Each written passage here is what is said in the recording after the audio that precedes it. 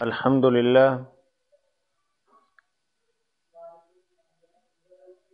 الحمد للہ غافر الذنب وقابل التوب شدید العقاب ذی الطول لا الہ الا هو والیہ المصیر والصلاة والسلام علی سید الانبیاء والمرسلین وعلی آلہ واصحابہ ومن تبعہم بإحسان الی یوم الدین اما بعد۔ معزز خواتین و حضرات،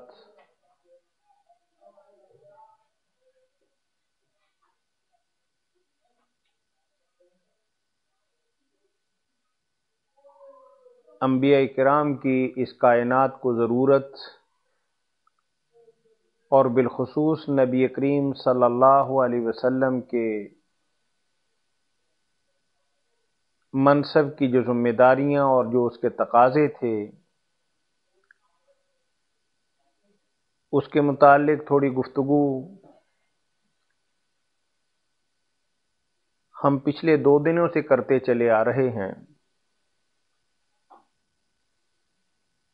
تو آج براہ راست نبی کریم صلی اللہ علیہ وسلم کی حیات مبارکہ کے بارے میں چند گزارشات کی جائیں گی۔ نبی کریم صلی اللہ علیہ وسلم جب اس کائنات کے اندر آئے یعنی پیدا ہوئے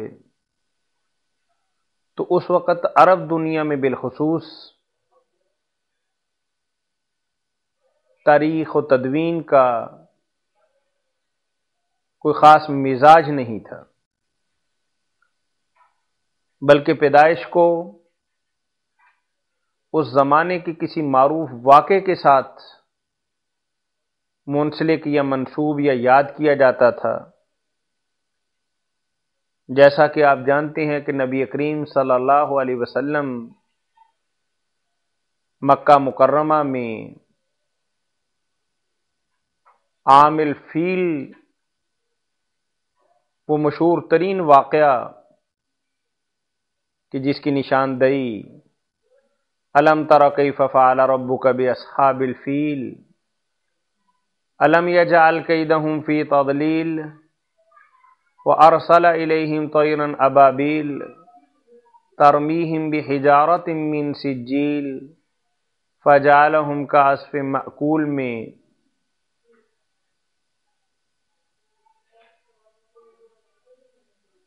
کہ ابرہہ نامی ایک بادشاہ نے یہ ارادہ کیا کہ بیت اللہ کو گرا دیا جائے۔ اللہ وحدہ لا شریک نے اپنی قدرت کاملہ سے اس لشکر کو ان کے ناپاک ارادوں میں کامیاب نہیں ہونے دیا، بلکہ لشکر اور تمام لشکری ابابیل پرندوں کے ہتھوں مارے گئے۔ وہ ایک مشہور ترین واقعہ جو عرب تاریخ کے اندر تھا۔ اسی سال اللہ کے نبی صلی اللہ علیہ وسلم اس جہان رنگ و بو میں تشریف لائے۔ تاریخ پیدائش کے حوالے سے درجنوں اقوال ہیں، لیکن سب سے زیادہ جس تاریخ پر زور دیا جاتا ہے یا ثابت کیا جاتا ہے وہ اس ماہ مبارک یعنی ربیع الاول کی 9 تاریخ ہے، جو صحیح یوم ولادت ہے۔ اپریل کی 20 بھی بنتی ہے، 21 بھی بنتی ہے، 22 بھی بنتی ہے، اور 571 عیسوی، اس بات پر بھی اتفاق ہے۔ اور اس بات میں تو کوئی شبہ نہیں کہ اللہ کے نبی صلی اللہ علیہ وسلم سوموار کے دن پیدا ہوئے۔ ان کی ولادت بھی ایک عجیب واقعہ ہے کہ والد گرامی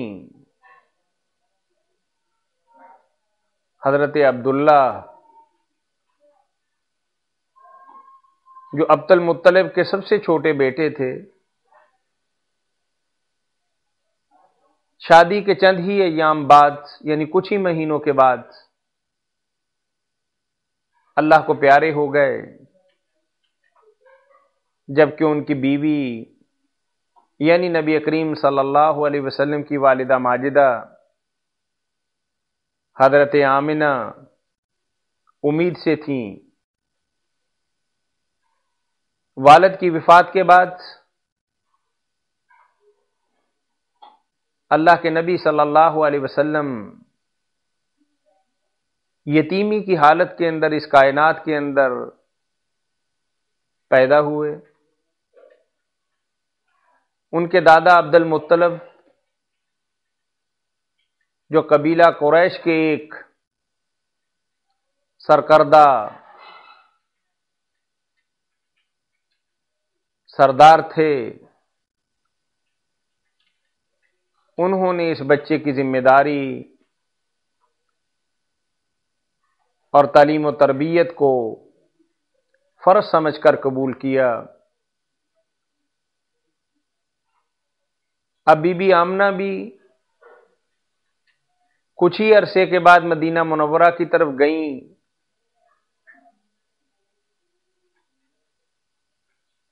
کہ اپنے میاں کی قبر پر جا کر اس زمانے کے انداز کے مطابق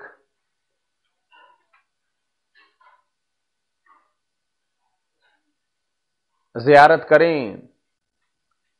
تو ابوا مقام پر بی بی ایسی بیمار ہوئی کہ اللہ کو پیاری ہو گئیں۔ المختصر نبی کریم صلی اللہ علیہ وسلم کا ابتدائی دور بہت ہی کربناکیوں کے، بہت ہی پریشانیوں میں اور بہت ہی زیادہ اور مختلف ادوار سے گزرا۔ اب عبد المطلب فوت ہونے لگے،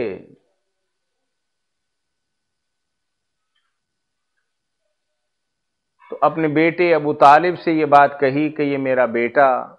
یعنی میرا پوتا، میرے بیٹے کا بیٹا، میں اسے تمہاری تحویل میں دینا چاہتا ہوں، تمہاری سرپرستی اور تمہاری کسٹڈی میں دینا چاہتا ہوں، اس کا خیال رکھنا۔ اور ابو طالب نبی کریم صلی اللہ علیہ وسلم کی وہ محسن ہستی، میں ان کے ایمان کے بارے میں بات نہیں کرنا چاہتا، نہ یہ میرا موضوع ہے، لیکن ایک بات آپ ذہن کے اندر رکھیے کہ جب تک ابو طالب زندہ رہے، کسی مائی کے لال کی جرت نہیں تھی کہ اللہ کے نبی صلی اللہ علیہ وسلم کی آنکھوں میں آنکھیں ڈال کے بات کر سکے، کسی سازشی کی جرت نہیں تھی کہ نبی کریم صلی اللہ علیہ وسلم کے مقابلہ کے اندر خم ٹھونک کر باہر آ سکے، اور اوجڑی پھینکنے والے کسی مردود کی یہ جرت نہیں تھی کہ اللہ کے نبی صلی اللہ علیہ وسلم کے ساتھ کوئی زیادتی کرے۔ ابو طالب کی اسلام کے لیے اور صاحب اسلام نبی مکرم صلی اللہ علیہ وسلم کے لیے بے پناہ قربانیاں اور ایثار اور قربانی کی ایک پوری تاریخ ہے کہ جس کا اعتراف نہ کرنا ایک بہت بڑی ناشکری والی بات ہے۔ ابو طالب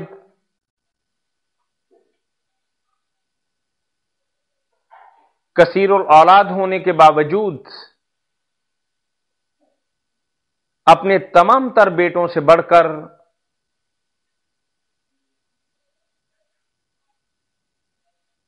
برادرزادے یعنی اپنے بھتیجے نبی مکرم صلی اللہ علیہ وسلم کا خیال رکھا کرتے تھے،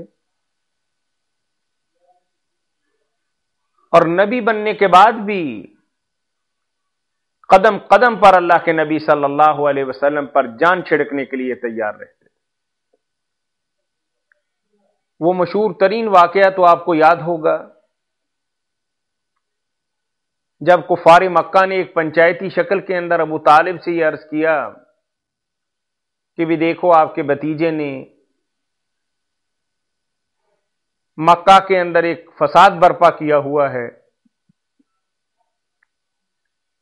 گھروں کے اندر لڑائی جھگڑا فساد اور تفریقے کے ساتھ ساتھ ہمیں ایک عجیب الجھن اور مخمصے میں ڈالا ہوا ہے، تو آپ اپنے بھتیجوں کو باز کر لیجئے. تو جب ابو طالب نے نبی کریم صلی اللہ علیہ وسلم سے بات کی کہ بیٹا، سرداران قریش میرے پاس آئے تھے اور میں یہ چاہتا ہوں کہ تم اس کام کو چھوڑ دو، تو آپ صلی اللہ علیہ وسلم نے فرمایا کہ واللہ لو وضعوا الشمس علی یمینی والقمر علی یساری ان اترک هذه الکلمۃ واللہ لا اترکھا،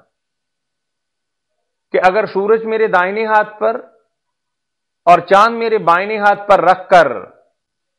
مجھ سے اس بات کا تقاضا کریں کہ میں دعوت اسلام اور دین اسلام کی ترویج، اشاعت اور تبلیغ سے باز آ جاؤں تو بخدا ایسا نہیں ہوگا. تو ابو طالب نے کہا کہ بھتیجے اپنے کام کے اندر لگے رہو، کامیابی اور کامرانی کے ساتھ تو میرا کوئی تعلق نہیں ہے، لیکن مجھے یقیناً تم اپنے ساتھ پاؤ گے، میری ہمدردیاں اور میری محبتیں تمہارے ساتھ ہیں. تو المختصر اللہ کے نبی صلی اللہ علیہ وسلم 40 برس کی عمر کے اندر اللہ وحدہ لا شریک نے نبوت کا تاج ان کے سر پہ سجایا کہ غار حرا کے اندر تشریف فرما تھے کہ اقرأ بسم ربک الذی خلق کہ ابتدائی چند آیات کریمہ کی وحی حضرت صلی اللہ علیہ وسلم پر آئی. چونکہ آپ کہ کبھی وہم و گمان میں بھی یہ بات نہیں تھی کہ آپ کبھی پیغمبر اور رسول بنیں. آج من گھڑت قصے کہانیوں کے اندر یہ بات بتائی جاتی ہے کہ بی بی آمنہ کو تو ان کی پیدائش سے پہلے ہی پتا تھا کہ وہ کسی پیغمبر کی ماں بننے والی ہیں، جبکہ خود پیغمبر علیہ الصلوۃ والسلام جب 40 برس کی عمر کے اندر پہلی وحی ان پر نازل ہوئی تو انتہائی پریشانی کے عالم کے اندر گھر آئے اور اپنی بیوی خدیجۃ الکبریٰ رضی اللہ تعالی عنہا سے عرض کیا کہ زملونی زملونی، مجھے کپڑا اڑا دو. اور بیوی اپنے عزیز ورقہ بن نوفل کے پاس لے گئی، کبھی ان کی بات سنیے کہ ان کے ساتھ کیا واقعہ پیش آیا ہے. اس صاحب علم نے یہ بات کہی کہ یہ تو وہی فرشتہ ہے جو موسیٰ علیہ الصلوۃ والسلام پر اور عیسیٰ علیہ الصلوۃ والسلام پر نازل ہوتا رہا ہے. یہ تو نوید ہے اس بات کی کہ آپ پیغمبر اور رسول اور ہادی اور رہنما بن گئے. کاش کہ میں اس وقت تک زندہ رہوں جب تمہاری قوم تمہیں نکال دے گی تو میں آپ کا ساتھی بنوں، آپ کا ہمدرد اور غمگسار بنوں اور آپ کا پشتیبان بنوں.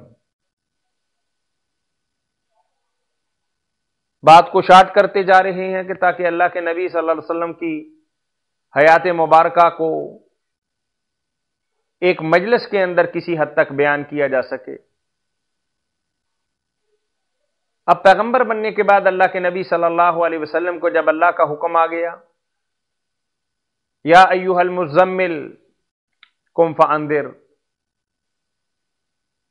چلیے آپ پیغمبر بن گئے، اللہ کا پیغام لوگوں تک بتائیے، اللہ کی پہچان کرائیے اور اللہ کی بندگی کی دعوت دیجیے. نبی کریم صلی اللہ علیہ وسلم اپنے کام کے اندر اپنی تمام تر ہمتوں کے ساتھ اور قوتوں کے ساتھ اور جوامردیوں کے ساتھ اور جاں بازیوں کے ساتھ اللہ کے نبی اس کام کے اندر مشغول ہو گئے۔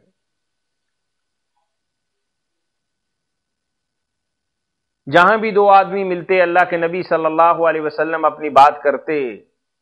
اللہ کا پیغام ان تک پہنچاتے۔ چند آدمی، انتہائی گنتی کے چند آدمی مسلمان ہوئے، اسلام قبول کیا، اپنے اور بیگانے خونخوار درندوں کی طرح حضرت صلی اللہ علیہ وسلم اور ان کی دعوت کے پیچھے پڑ گئے۔ جو بھی اسلام لاتا کفار کے لیے کھیل مل جاتا اور اسے تختہ مشق بناتے اور ظلم و ستم کے پہاڑ ان پر توڑ دیتے۔ لیکن ایمان ہے کہ کسی دل کے اندر داخل ہو گیا، اس کی تو کائنات بدل گئی، اس کا تو دل دماغ بدل گیا، اس کا مزاج بدل گیا، اس کا اخلاق بدل گیا۔ وہ تو اللہ وحدہ لا شریک کے ساتھ وابستگی اختیار کر گیا۔ اب دنیا جہان کا کوئی ظلم و ستم، جبر و استبداد، زیادتی، جبر اور قہر اس شخص کو اللہ کے راستے سے نہیں روک سکتا تھا۔ مختلف صحابہ کرام کی باتیں آپ تاریخ میں جانتے ہیں کہ بلال حبشی کے جسم پر پتھر رکھ دیا جاتا، تپتے ہوئے صحرا کے اندر گھسیٹا جاتا، ریت پہ لٹایا جاتا، درے برسائے جاتے اور بوجھ تلے دبایا جاتا، پھر بھی ان کی زبان سے آہد کے کلمات نکلتے۔ اب اللہ کے نبی صلی اللہ علیہ وسلم اپنے کام کے اندر مگن ہیں اور دشمن ہے کہ اپنی تمام تر ریشہ دوانیوں کے ساتھ اسلام کی طاقت کو کچل دینا چاہتا ہے۔ کبھی اہل اسلام پر ظلم و ستم توڑے جاتے ہیں اور کبھی سرمایہ داروں کی طرح مال و منال کا، عزت و وقار کا، حسن و جمال کا اور مختلف ترغیبات دی جاتی ہیں۔ یہ ساری باتیں آپ کے علم کے اندر ہے۔ اب 1 سال 50 برس کے ہو گئے اللہ کے نبی صلی اللہ علیہ وسلم۔ آپ کی رفیقہ حیات خدیجۃ الکبریٰ 25 برس کی رفاقت تھی اللہ کے نبی صلی اللہ علیہ وسلم کے ساتھ، اور بی بی مکہ کی مالدار ترین عورت اپنا سارا مال، اپنا سارا سرمایہ، اپنی ساری جمع پونجی نبی کریم صلی اللہ علیہ وسلم پر صرف کر دی، خرچ کر دی۔ اور مالدار ترین عورت 3 برس تک اللہ کے نبی صلی اللہ علیہ وسلم کے ساتھ شیب ابی طالب کے اندر قید ہو گئی۔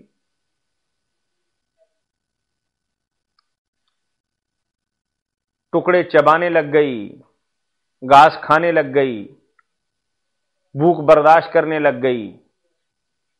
کہ اللہ کے نبی صلی اللہ علیہ وسلم کا ساتھ دینا۔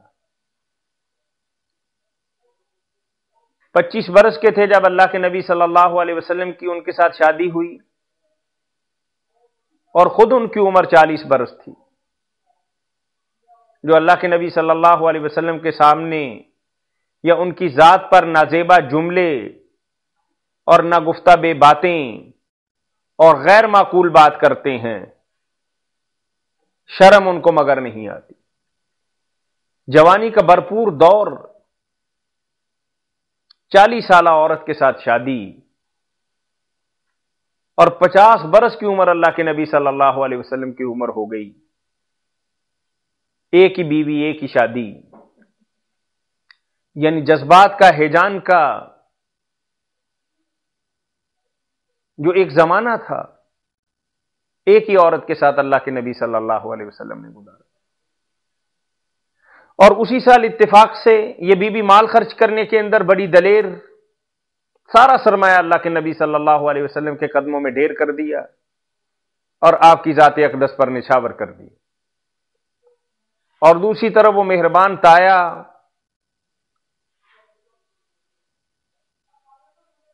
محترم ابو طالب،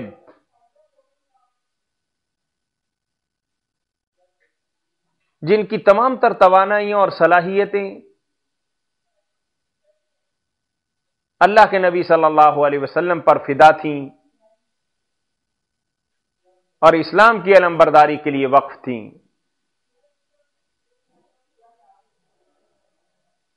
کل من علیہا فان ویبقى وجہ ربک ذو الجلال والاکرام، اللہ کو پیارے ہو گئے۔ خدیجۃ الکبریٰ اور ابو طالب کا فوت ہونا مال اور طاقت دو ہی تو دنیا کے اندر سہارے ہیں بظاہر،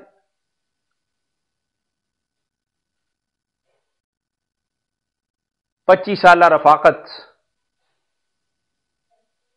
اور 45-50 سالہ پرورش کا حق ادا کرنے کے بعد ابو طالب کا دنیا سے جانا، اس سال کو عام الحزن، غم کا سال قرار دیا گیا۔ اب ابو طالب کا آنکھیں بند کرنا تھا کہ دشمن نے اپنے چھپے ہوئے تیر اور میان کے اندر تلواریں اور منہ کے اندر بند زبانیں، ہر چیز بے لگام ہو گئی، بے نیام ہو گئی۔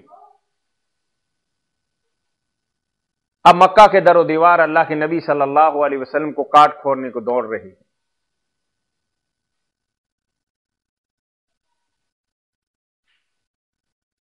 لیکن دعوت اسلامی کی جو ذمہ داری اللہ نے عائد کی ہے، اللہ کے نبی صلی اللہ علیہ وسلم اسے کسی نہ کسی طور پر ادا کر رہے ہیں۔ بے چینی اور بے قراری کے اندر 10 برس تک مکہ کے اندر ہوکا لگایا، لا الہ الا اللہ کی آوازیں لگائیں اور توحید کا نعرہ بجایا۔ معدود چند افراد کے علاوہ ایمان نہ لایا۔ اب دنیاوی اعتبار سے کوئی بڑا سہارا اور مکہ کی زمین کے اندر کوئی زرخیزی نظر نہیں آئی۔ آپ صلی اللہ علیہ وسلم مکہ سے کچھ دور وادی طائف کی طرف چلے گئے کہ شاید یہ لوگ میری بات سن لیں، میرے پشتیبان بن جائیں، مجھے کوئی ٹھکانہ اور سہارا دے دیں، اور شاید یہ زرخیز زمین اسلام کی آبیاری کے لیے کام آ سکے۔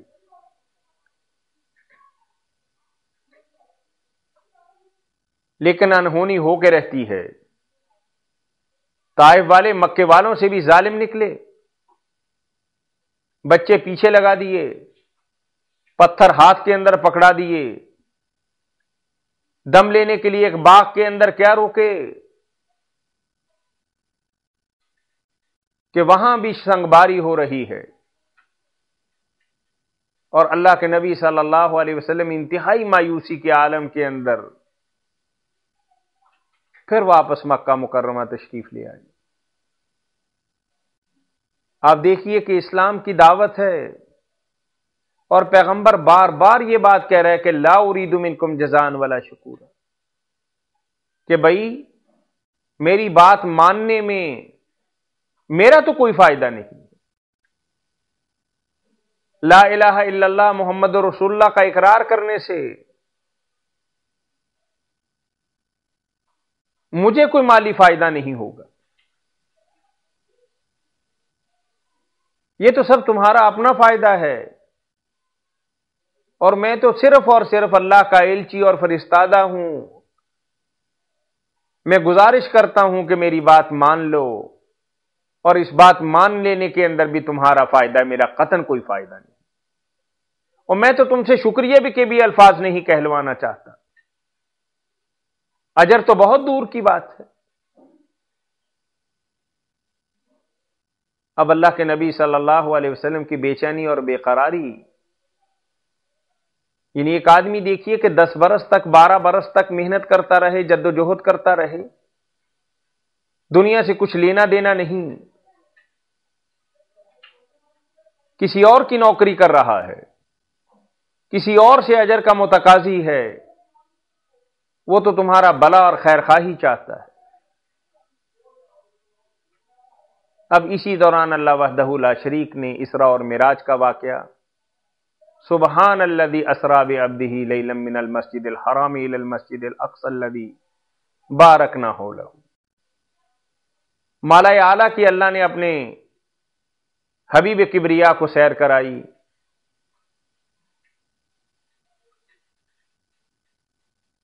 اور نمازوں جیسا عظیم تحفہ کہ چلے انسان تو مالا اعلیٰ کی سیر نہیں کر سکتے، کچھ جلوہ ہم بھی انہیں دکھائیں گے کہ اگر ہاتھ باندھ کر قبلہ رخ کھڑے ہو کر باوضو ہو کر میری بارگاہ کے اندر جھکیں گے، یہ مجھے پالیں گے، میرے ساتھ راز و نیاز کی باتیں کر لیں گے، مجھ سے مانگیں گے، میں عطا کر دوں گا۔ اور اسی لیے تو اللہ کے نبی صلی اللہ علیہ وسلم نے فرمایا کہ مال احسان ان تعبد اللہ کأنک تراہ فإن لم تکن تراہ فإنہ یراک، یہ اللہ اور بندے کی ملاقات کا ایک بہترین ذریعہ ہے جو معراج کے موقع پر اللہ نے اپنے پیغمبر کے ذریعے اس کائنات کو دیا۔ اب اتنا عرصہ دعوت و تبلیغ کو ہو گیا، اب اللہ وحدہ لا شریک نے نبی کریم صلی اللہ علیہ وسلم کی محنت کو بابرکت کرنے کا وقت آ گیا۔ مدینہ منورہ کے لوگ حج کے دنوں کے اندر آتے تھے، آپ صلی اللہ علیہ وسلم ایک ایک خیمے کے اندر جا کر، اس زمانے کا یہی ایک میڈیا تھا، یہی ایک انداز تھا اور یہی ایک طریقہ تھا، وہاں جا کے بات کرتے، اور وہ لوگ اسلام کی دعوت قبول کرنے کے لیے کچھ ایسے تھے کہ جیسے بالکل تیار ہیں، ہل چلا ہوا ہے، پانی لگا ہوا ہے، زمین ہموار ہے۔ اللہ کے نبی صلی اللہ علیہ وسلم نے اپنی بات بتائی، اگلے برس پھر لوگ آئے، پھر عہد و پیمان ہوئے، پھر یہ پروگرام بن گیا کہ اللہ کے نبی صلی اللہ علیہ وسلم مکہ چھوڑ کر مدینہ منورہ کی طرف ہجرت کر جائیں گے۔ اب اللہ کے نبی صلی اللہ علیہ وسلم وہی مکہ کے جہاں پیدا ہوئے، وہی مکہ جہاں ان کی رشتہ داریاں اور تعلق داریاں، اور جہاں ان کی محبتیں اور جو ان کی توجہ کا مرکز تھا، آج اس کے در و دیوار اللہ کے نبی صلی اللہ علیہ وسلم کی جان کے پیاسے، دشمن ہے کہ ختم کر دینا چاہتا ہے۔ اللہ کا حکم آ گیا کہ آپ ہجرت کر سکتے، آپ مدینہ منورہ چلے جائیے۔ اللہ کے نبی صلی اللہ علیہ وسلم نے ساتھیوں کو تو کہہ چکے تھے کہ چلے جاؤ، صرف آپ باقی تھے، ابو بکر باقی تھے، علی باقی تھے، اور چند شانصار باقی تھے۔ پروگرام کے مطابق اللہ کے نبی حضرت علی کو اپنی جگہ پر چھوڑ کر حضرت ابو بکر صدیق رضی اللہ تعالیٰ عنہ کے ساتھ مدینہ منورہ کی طرف ہجرت کے لیے آمادہ ہو گئے۔ پہلا پڑاؤ غار ثور تھا، اور اس کے بعد آپ مدینہ منورہ کی طرف چل پڑے۔ تو انشاءاللہ العزیز کل کی گفتگو میں ہم اس بات کو مکمل کریں گے۔ اصل بات یہ ہے کہ دیکھنے والی کہ کس طریقے سے ایک در یتیم بغیر ہتھیاروں کے، بغیر جتھے کے، بغیر گروہ کے اور بغیر وسائل کے پوری کائنات پر اللہ کا جھنڈا لہراتا ہے۔ تو دعا کرنی چاہیے کہ اللہ تعالیٰ ہمیں ان کی اسوہ حسنہ پر عمل کرنے کی توفیق عنایت فرمائے۔ وآخر دعوانا ان الحمد للہ رب العالمین۔